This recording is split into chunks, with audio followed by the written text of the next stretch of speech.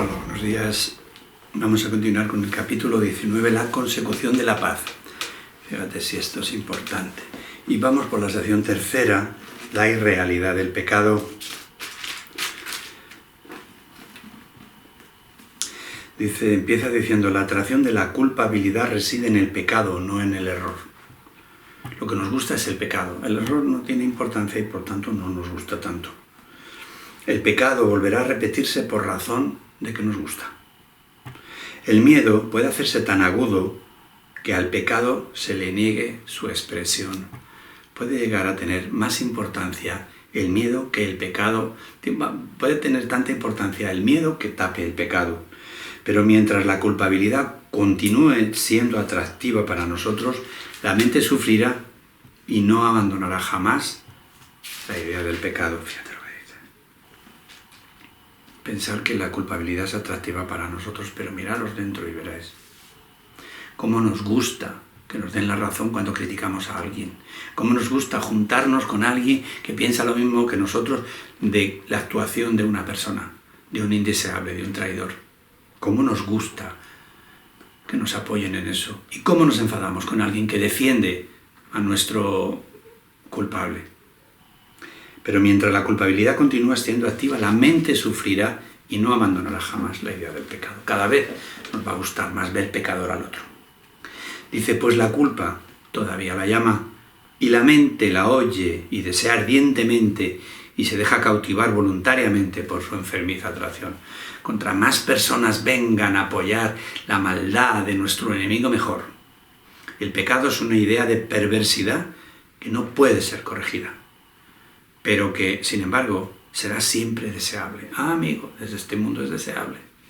Y, por supuesto, que no tiene arreglo. El arreglo es la muerte. Al ser parte esencial de lo que el ego cree es, siempre la desearás. Ojo lo que está diciendo, ¿eh?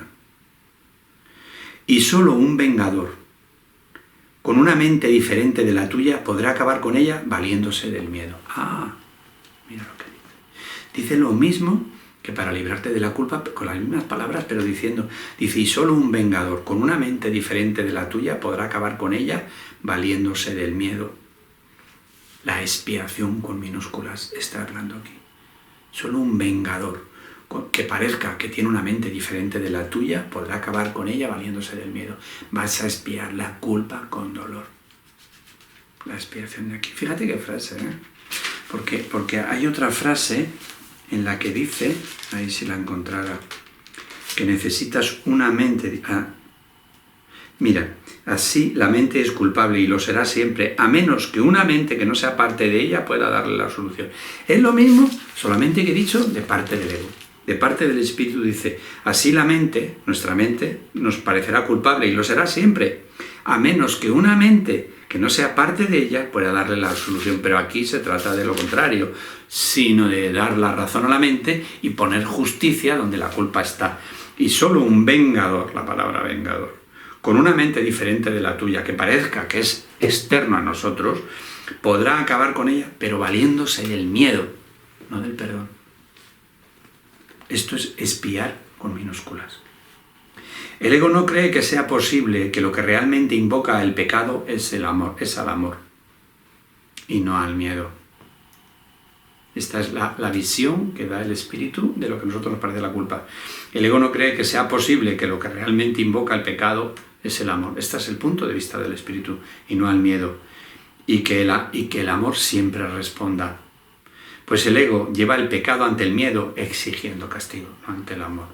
Ante el miedo exigiendo castigo, exigiendo ese vengador. Mas el castigo no es sino otra forma de proteger la culpa. Amigo, el castigo no es sino otra forma de proteger la culpa, pues lo que merece castigo tuvo que haber sucedido. El castigo es siempre el gran protector del pecado, al que trata con respeto y a quien honra por su perversidad. Lo honra infligiéndole un dolor. Lo que clama por castigo tiene que ser verdad, y lo que es verdad no puede sino ser eterno. Ahí está. ¿Cómo queremos nosotros llevar las ilusiones al cielo? Dice Y lo que es verdad no puede sino ser eterno, y seguirá repitiéndose sin cesar. Ahí está, en la rueda. Pues deseas lo que consideras real y no lo abandonas. Un error, en cambio, no ejerce atracción. Lo que ves claramente como una equivocación, deseas que se corrija y no trae trastornos. A veces, un pecado se comete una y otra vez con resultados obviamente angustiosos, pero sin perder su atractivo. ¿Cómo resuena en nuestra mente que nos gusta el pecado y la culpa? Pero es que nos alimentamos de eso, hacemos amistad cuando criticamos a alguien. Dice, mas de pronto cambia su condición, de modo que de ser un pecado pasa a ser un simple error. El cambio que hacemos de la mano del Espíritu. Ahora ya no lo seguirás cometiendo, simplemente no lo volverás a hacer y te desprenderás de él, a menos que todavía te sigas sintiendo culpable. Y en ese caso no harás sino cambiar una forma de pecado por otra. Si te sigues siendo culpable, cambiarás la forma de un pecado por otra, reconociendo que era un error, pero impidiendo su corrección. Esto no supone realmente un cambio de protección, pues el pecado no es un error, pues el pecado no es el error que exige el castigo. Viene diciendo que en algún momento cambiaremos nuestra condición, de modo que de ser un pecado pasa a ser un simple error. Ahora no lo seguirás cometiendo, simplemente no lo volverás a hacer y te desprenderás de él, a menos que todavía te sigas sintiendo culpable. Y en ese caso, no harás sino cambiar una forma de pecado por otra. Eso es. El Espíritu Santo no puede castigar el pecado. Reconoce los errores y su deseo es corregirlos, tal como Dios le encargó que hiciera. Pero no conoce el pecado ni tampoco puede ver errores que no puedan ser corregidos. Pues la idea de un error incorregible no tiene sentido para él. Y lo único que el error pide es corrección y eso es todo. Pero es que fíjate, ¿sabéis de qué se trata el error? Porque nosotros a veces podemos pensar, imagínate, algo sencillo. Nosotros nos podemos sentir culpables porque hemos echado a nuestro hijo de casa, por suponer. Porque no trabajaba, porque no estudiaba, yo qué sé, tonterías de estas. Y pues alguien puede ver que te has portado como un mal padre y que es un pecado grande. Y alguien me dice, no, porque no quería, porque fue sin querer, y lo trata con esas cosas de convertirlo en un error. Pero ¿sabes por qué el Espíritu Santo esto lo corrige? Porque no ocurrió ni el pecado ni el error. El error está en creer que eso existió, porque todo fue un sueño en la mente.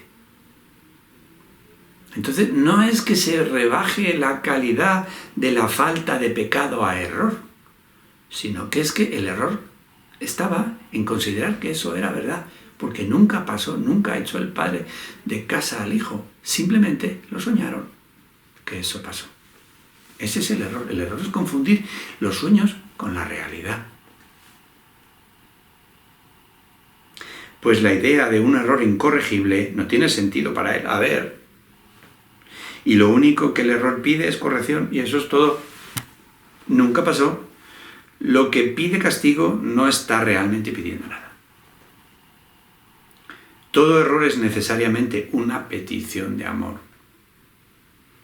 ¿Qué es entonces el pecado? ¿Qué otra cosa podría ser sino una equivocación que quieres mantener oculta? ¿Una petición de ayuda que no quieres que sea oída y que por tanto se queda sin contestar? Porque nos gusta la culpa. Por eso es eso el pecado. Una equivocación que quieres mantener oculta. Una petición de ayuda que no quieres que se escuche. Porque nos gusta la culpa. En el tiempo, el Espíritu Santo ve claramente que el Hijo de Dios puede cometer errores, de confundir la realidad con el sueño. No errores aquí en el sueño, pues puede cometer lo que le dé la gana, pero todos son soñando.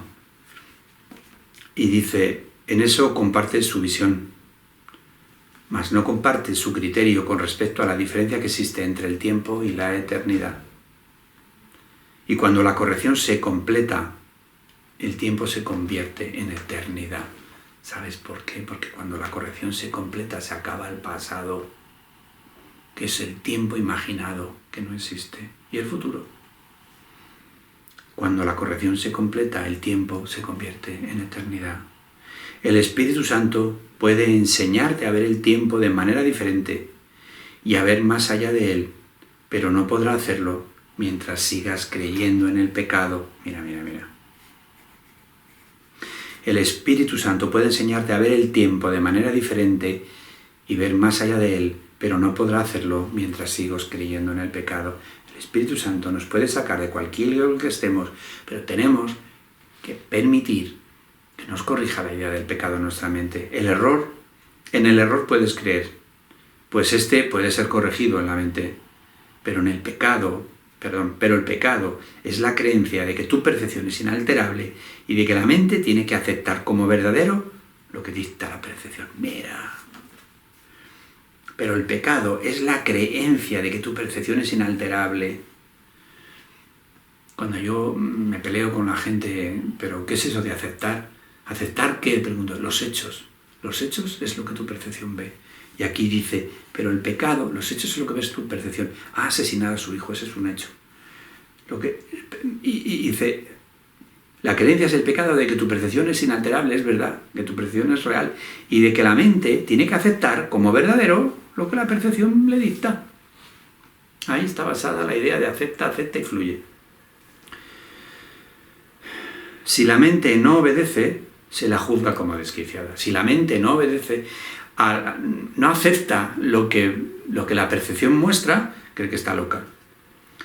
De ese modo, la mente, que es el único poder que podría cambiar la percepción, se mantiene en un estado de impotencia y restringida al cuerpo por miedo al cambio de percepción que su maestro, que es uno con ella, le brindaría. ¡Ay, qué párrafo! Y de este modo, al dar por cierto tu percepción, y de este modo, que es el único poder, o sea, la mente, te desocupas de la mente, dice, y de este modo, desocupándote de la mente, que es el único poder que podría cambiar tu percepción, se mantiene en un estado de impotencia, restringida al cuerpo, por miedo al cambio de percepción que el espíritu, en unión con ella, podría hacer. Ay, madre mía, qué bonito. Cuando te sientas tentado de pensar que el pecado es real, recuerda esto. Si el pecado es real, ni tú ni Dios lo sois. Cuando te sientas tentado a pensar que tu enfermedad es real y nadie te puede librar de ella, recuerda que si esto es real, ni tú ni Dios lo sois. Y tú sabes que es real de todas las maneras. Es extraordinario esto, ¿eh? Cuando te sientas tentado de pensar que el pecado es real, recuerda esto. Si el pecado es real, ni tú ni Dios lo sois. Si la creación es extensión, el Creador tiene que haberse extendido a sí mismo y es imposible que lo que forma parte de él sea completamente diferente del resto. ¿Cuánto tardamos en entender esto? Si la creación es extensión, que te extiendes de lo que eres, el Creador tiene que haberse extendido a sí mismo y es imposible que lo que forma parte de él sea completamente diferente del resto. Si el pecado es real, Dios no puede sino estar en pugna consigo mismo. Estas frases del curso que te trituran en la mente, pero hay que estudiárselas. Si el pecado es real, Dios no puede sino estar en pugna consigo mismo.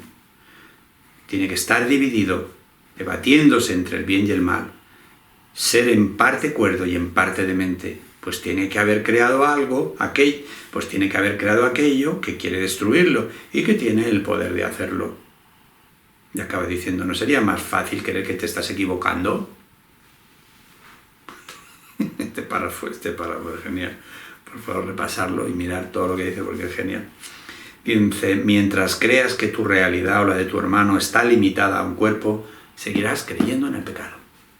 Que no se nos olvide. Mientras creamos que tenemos un cuerpo y creemos cada vez que tenemos hambre, que tenemos sueño, estamos creyendo que el pecado es real. Mientras creas que los cuerpos se pueden unir, seguirás encontrando atractiva la culpa y considerando el pecado como algo de inestimable valor. Mientras tengas el cuerpo, Pues la creencia de que los cuerpos limitan a la mente conduce a una perfección del mundo en la que la prueba de la separación, parece abundar por todas partes.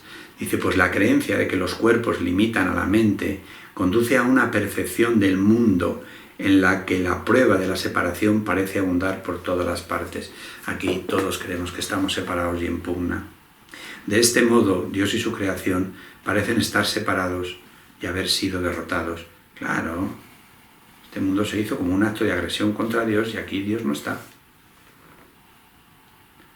Pues el pecado demostraría que lo que Dios creó santo no puede prevalecer contra él, ni seguir siendo lo que era ante su poderío, ni seguir siendo lo que es ante su poderío. Pues el pecado demostraría, que es lo que demuestra, trata de demostrar, que lo que Dios creó santo no puede prevalecer contra él, ni seguir siendo lo que es ante su poderío. El mundo es más poderoso que Dios, es lo que viene a decir. El pecado se le percibe como algo más poderoso que Dios, ante el cual Dios mismo se tiene que postrar. Vaya párrafo extraordinario.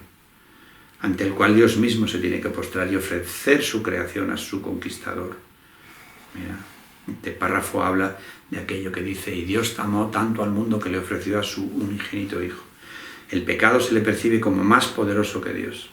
Dios no podía librarse del pecado de los hombres si no mandaba un sacrificio, ante el cual Dios mismo tiene que postrar y ofrecer su creación a su nuevo conquistador, al pecado. ¿Es esto humildad o demencia? Ya me contarás. Joder, qué párrafo no me he dado cuenta yo, pero es aquí lo de el Hijo de Dios mandarlo a la muerte. Al pecado se le percibe como más poderoso que Dios, ante lo cual Dios mismo tiene que postrarse y ofrecer su propia creación a su conquistador. Esto es humildad o demencia, qué barbaridad. Si el pecado es real, tiene que estar permanentemente excluido de cualquier esperanza de curación. Amigo. Esto es la justificación de que la muerte es la única salida de este mundo. Como el pecado es real, no hay esperanza de curación. Pues en ese caso, habría un poder que trascendería al de Dios. Un poder capaz de fabricar otra voluntad que puede atacar y derrotar su voluntad. Así como conferirle a su Hijo una voluntad distinta de la suya y más fuerte. Ahí estamos, atados y sojuzgados por la culpa y el pecado. Y cada parte fragmentada de la creación de Dios tendría una voluntad diferente, opuesta a la de Dios, y en eterna oposición a Él y a las demás. La separación como una cosa exclusiva, diferente y especial.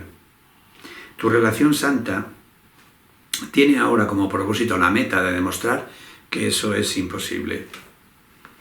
El cielo le ha sonreído y en su sonrisa de amor la creencia en el pecado ha sido erradicada.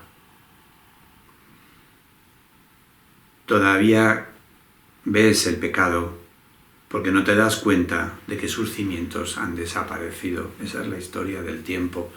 Todavía vemos el pecado porque no nos damos cuenta de que ya hemos sido salvados. Que esto cuesta pensar, pero lo dice el curso muchas veces. Su fuente ha sido eliminada y solo puedes abrigarlo por un breve espacio de tiempo antes de que desaparezca del todo. Lo único que queda es el hábito de buscarlo. Esto es increíble.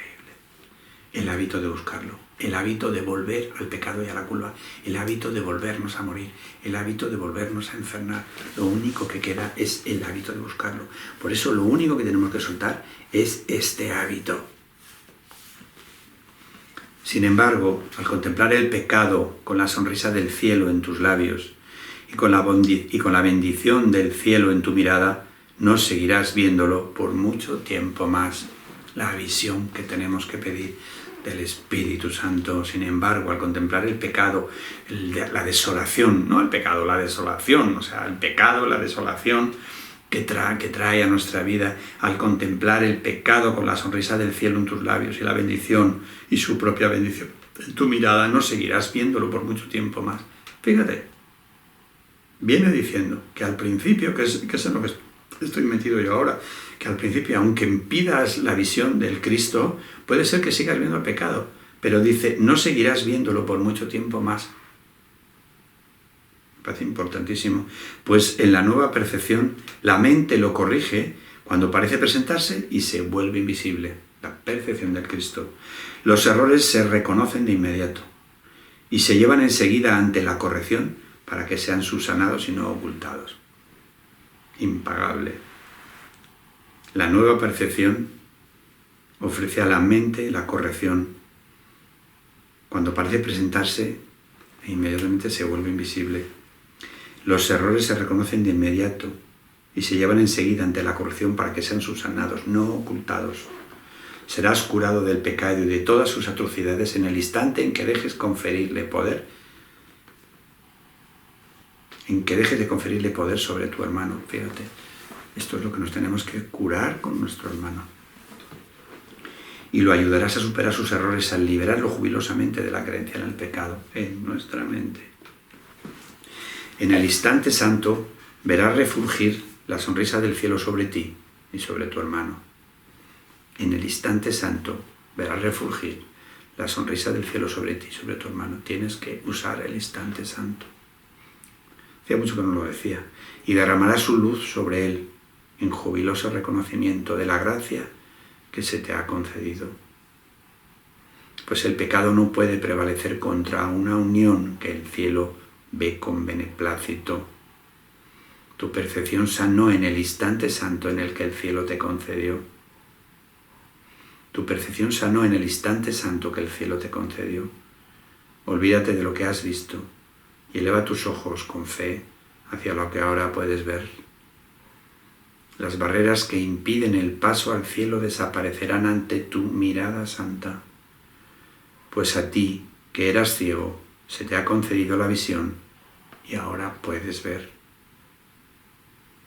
No busques lo que ha sido eliminado, sino la gloria que ha sido restituida para que la veas. En el instante santo verás refulgir la sonrisa del cielo sobre ti, sobre tu hermano. El instante santo se comparte. Y derramarás luz sobre él, en luminoso reconocimiento de la gracia que se te ha concedido. Pues el pecado no puede prevalecer contra una unión que el cielo ve con beneplácito. Tu percepción sanó en el instante santo que el cielo te concedió. Tu percepción sanó. Ya no ves al traidor, ves al Hijo de Dios. Olvídate de lo que has visto. Y eleva tus ojos con fe hacia lo que ahora puedes ver. Olvídate de lo que has visto. Y eleva tus ojos con fe hacia lo que ahora puedes ver, al Hijo de Dios. Las barreras que te impiden el paso al cielo desaparecerán ante tu santa mirada, pues a ti que eras ciego se te ha concedido la visión y ahora puedes ver. No busques lo que ha sido eliminado, sino la gloria que ha sido restituida para que tú la veas. Mira a tu Redentor y contempla lo que Él quiere que veas en tu hermano. Y no permitas que el pecado se alce nuevamente y ciegue tus ojos, pues el pecado te mantendría separado de Él, pero tu Redentor quiere que veas a tu hermano como a ti mismo. Mira a tu Redentor con mayúscula, mira al Espíritu y contempla lo que Él quiere que veas en tu hermano. Y no permitas que el pecado se alce nuevamente y ciegue tus ojos. Quiere decir, está todo el rato diciendo esto. Puedes estar viendo lo que sea, pero dirige tu mirada hacia el Espíritu y contempla lo que Él está viendo. Contempla a tu hermano como Él lo ve, qué bonito. Y no permitas que el pecado, y no permitas que tu tendencia a la culpabilidad y al pecado se alce nuevamente y te siga cegando. Pues el pecado te mantendría separado de Él, pero tu Redentor quiere que veas a tu hermano como a ti mismo, santo. Vuestra relación es ahora un templo de curación, un lugar donde todos los que están fatigados pueden venir a descansar. Cuando tú te aprendas esto, tú vas a poder dejar que venga gente a tu lado a vivir esto que tú has vivido.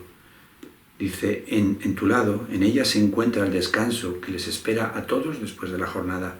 Y gracias a vuestra relación, todos ellos se encuentran más cerca en ese descanso. Bueno, yo veo mucho, no sé si es por las veces que veo mucho como insiste en la misma idea el curso, como insiste en la misma idea, como te gusta la culpa y cómo tú estás dando consistencia al pecado y a la culpa. Porque en el pecado y en la culpa se derrota a Dios. Y tú necesitas derrotar a Dios para tener razón y que tu separación sea real. Y lo insiste, y lo insiste, y lo insiste. Y te dice el dolor que te supone. ¿Y cómo te puedes liberar? Porque tú hiciste ese acuerdo y está en tu subconsciente. Está tu subconsciente actuando. No es que seas rehén de tu subconsciente, que lo eres, pero tú fuiste el que metiste eso ahí. Y sigues actuando como que te gustara.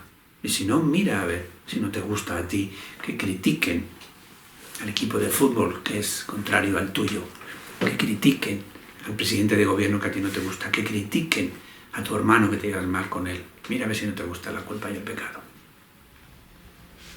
Y te ocasiona lo que te ocasiona, la muerte. Un milagro para todos, en nombre de Jesús. Mañana más.